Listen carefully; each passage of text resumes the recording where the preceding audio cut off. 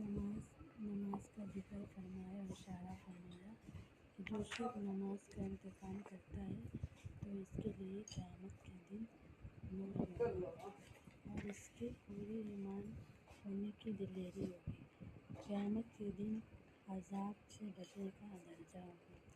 جو شخص نماز کا انتظام نہیں کرتا اس کے لیے قیامت کے دن عذاب سے بچے گا، اور جو شخص نماز کا انتظام نہیں کرتا اس کے لیے قیامت کے دن کا نور ہوگا۔ پورا ایمان ہونے کی کوئی دلیری نہیں ہوگی، عذاب سے بچنے کا کوئی درجہ نہیں ہوگا۔ یہ قیامت کا دن فرعون ہے۔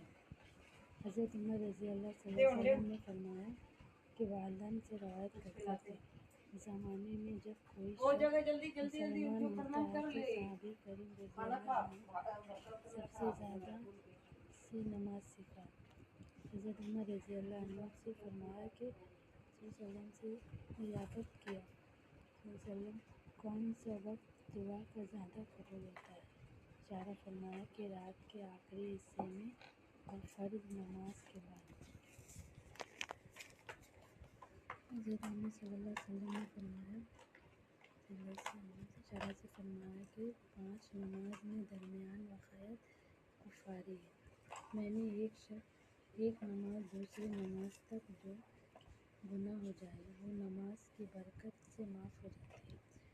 اس کے بعد نبی کریم صلی اللہ علیہ وسلم نے اشارہ فرمایا کہ ایک شخص کا کوئی کھانا نہیں جس میں وہ کچھ کاروبار کرتا ہو، ان کے کھانے میں مکان کے درمیان 5 پرتیں، جب وہ کھانا کھانے میں کام کرتا ہے تو اس کے بدن پر میل لگ جاتی ہے، اس کے سینے آ جاتے ہیں، پھر گھر میں آ جاتے ہیں، ہر بار غسل کرتا ہے۔ حضرت محمد صلی اللہ علیہ وسلم نے فرمایا غسل کرتا ہے، اس بار بار غسل کرنے سے اس کا جسم میلا نہیں رہتا۔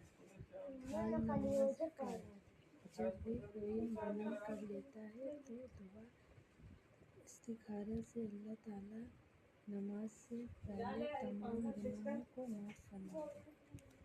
حضرت علی رضی اللہ عنہ نے فرمایا کہ ہمیں نبی کریم صلی اللہ علیہ وسلم سے حکم دیا کہ ہم ہر نماز کا بعد سبحان اللہ 33 مرتبہ الحمدللہ